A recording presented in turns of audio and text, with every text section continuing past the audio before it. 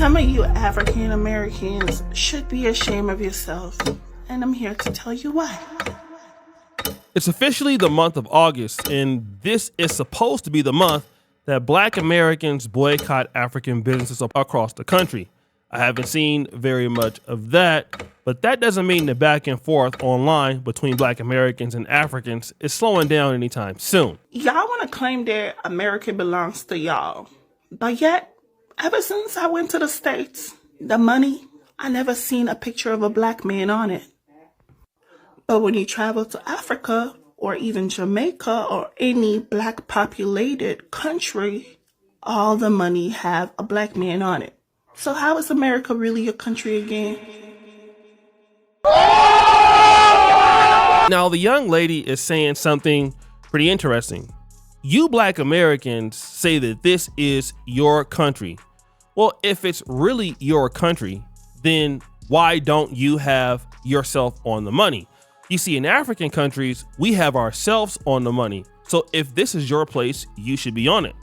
This is very true. If you look at certain African currencies like the Ghanaian cedi or the old Kenyan shilling or the Nelson Mandela on the South African rand, she's actually correct.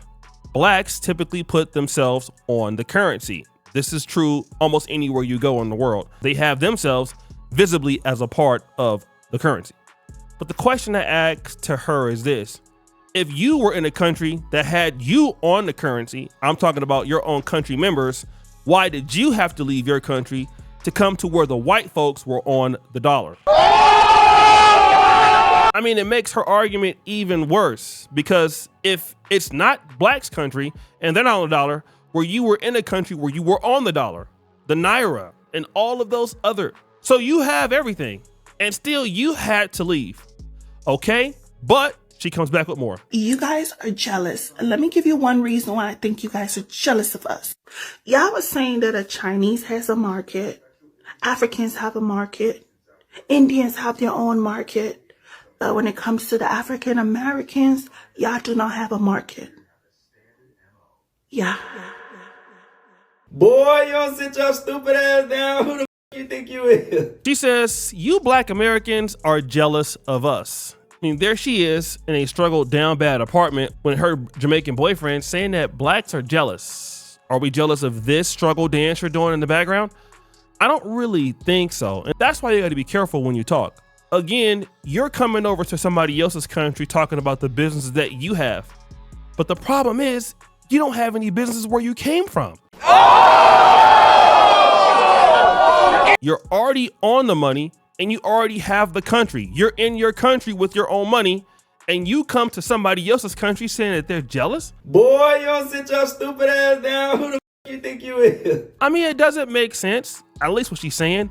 But okay, great, all right? I get it. We got to have some reason to talk about something, right? And the issues that some Africans and Blacks are having are people like her. Don't get me wrong. People are wrong on both sides. I definitely see it. On the Black American side, I see it on the African side. People take things too far, but of course, when you say stuff like this, you create more attention and you don't help alleviate it. So when you have a really serious issue that an African is complaining about, Blacks start to be suspicious of it. And this is what I want to talk about today. There is a lady who is a Nigerian or a Nigerian American that made a complaint that went viral about American Airlines. Now, as you guys know, American Airlines seems to always have some level of problems. But hey, this lady's gonna talk about what she experienced. So this morning at 5 a.m., two exhausted parents traveling with two sleeping babies. We've flown countless times. We were told by American Airlines staff that our stroller, the same stroller we've gate checked without issue on Southwest and United, had to be dropped off at baggage. No empathy, no compromise, just refusal. But what broke us wasn't just the grueling walk through TSA with heavy children in our arms. It was watching as white families in the same line were allowed to keep their strollers. Same setup, same flight process, different treatment. We were told our stroller was different. The only difference is the color of our skin. We pleaded, we explained, we even showed prior gate check tags. But these three white women at the counter didn't flinch. They looked us in the eye as our baby slept soundly and still they said no. To every parent of color, to every mother, to every father, this is a warning. American Airlines didn't just inconvenience us, they humiliated us. They reminded us that in their eyes, our struggle, our fatigue, our humanity didn't matter. We will not be silent. We will not let this slide. Discrimination, especially one that makes babies suffer, should never be a part of flying.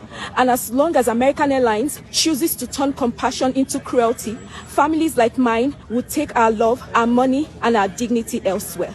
Please share this, tag them, let them know we are done.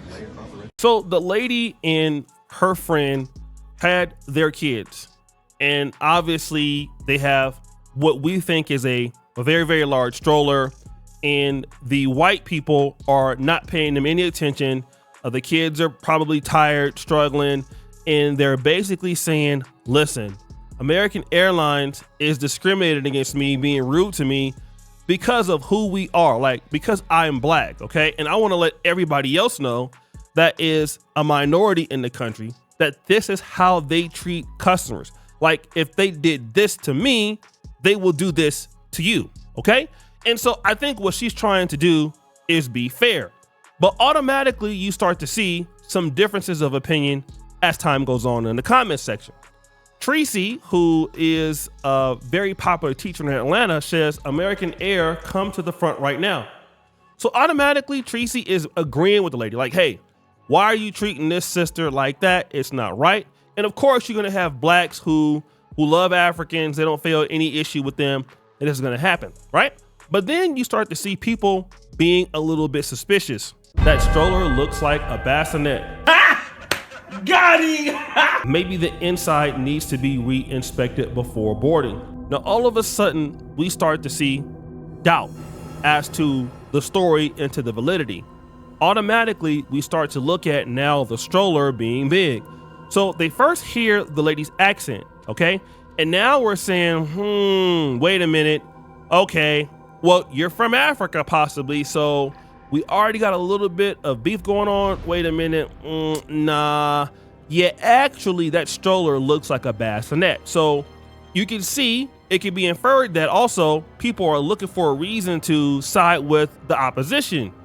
Look at this, ma'am, this is way too dramatic. That stroller is clearly much bigger than those regular quick fold ones. So automatically people are saying that, hey, this stroller is way too big, right? Look at this. Bye. We have a policy and some strollers are too big. I'm sure it's a double or jogger. Every airline has different rules. Cut it out. Damn! Huckleberry Juice says, bruh, I'm so tired of us pulling a race card. You're literally pushing a bus around, calling it a stroller. The other person gonna say, not gonna lie, that stroller looks kind of big. I need more of a visual. So as you can start to see, people are starting to self-doubt this person.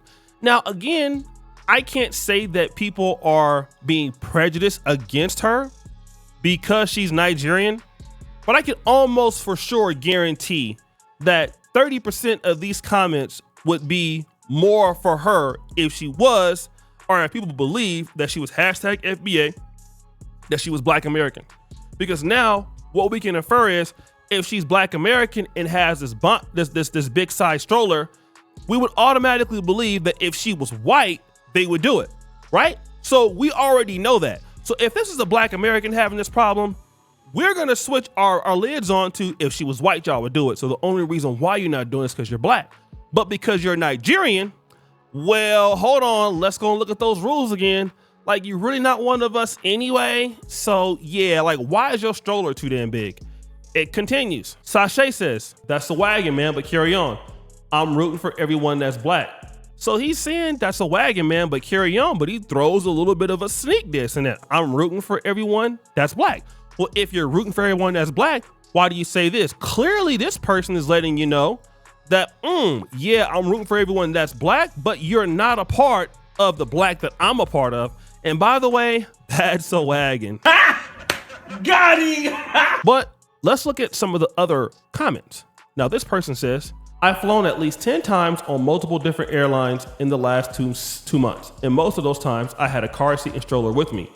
Regardless of the size of the stroller compared to others, they are supposed to be checked in at the gate. This is true, okay? When you get to your gate, they give you new tags and you leave the car seat and stroller on the jet bridge when you board the plane. They were giving her a hard time. Now, again, I don't know if she was giving them a hard time also, but this is something I've seen at airports, even international ones. Point blank. Now, finding out that's actually a medical device for a special needs child makes it even worse.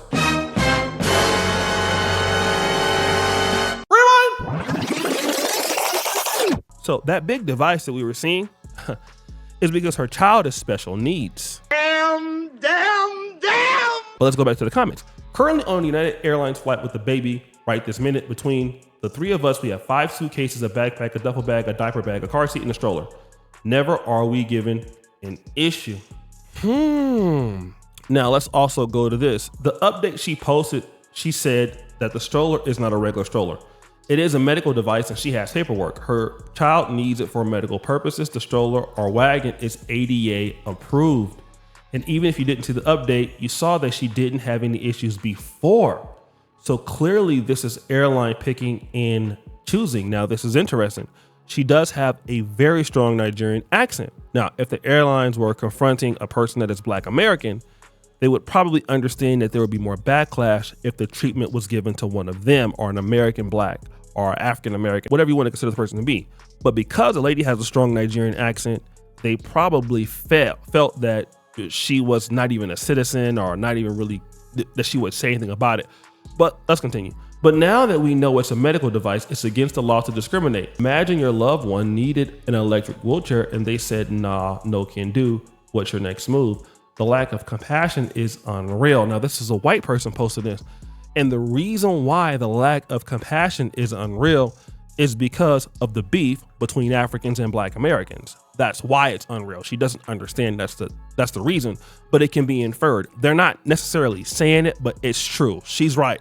The lack of compassion is unreal, and the lady is not getting the compassion that she probably deserves because she's from Nigeria.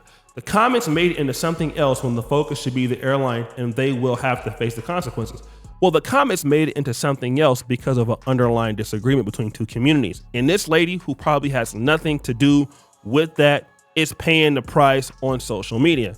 And this is very similar to what I talked about the other day when you had the Hispanic lady who was confronted in the Goodwill by the Black lady, and ICE was called up on her. That typically happens when you have like Hispanic on Blacks disagreeing. And now what you're seeing is because you have a Nigerian lady who clearly seems that she was discriminated against, and the Blacks, some of them are looking for every reason to not help her, because now what they think is, well, you're just using our struggle of racism to help you out. And so now we're not going to help you out. Hold that L on your own. You don't deserve our support. OK, because you guys have done everything else. So why do this now? No, actually, that does like a damn Range Rover SUV. OK, you're trying to check in an SUV. And so now I hope you don't get on the plane. That's the attitude towards people in the comments. And so what happens is, American Airlines most likely should be called out for this if what they're saying is true. If that's a medical device for a special needs child and she was neglected, that's terrible. They actually should be sued. But this is what happens when groups tend to have bad experiences with one another. It leads to low trust environments between the two, and people start looking for every other reason why they shouldn't support you. So guys, what do you think? It's your boy O'Shea Duke Jackson back at it again with another episode of The Celebrity Drunk. Appreciate you for all that you do. Subscribe to the bell. We're out.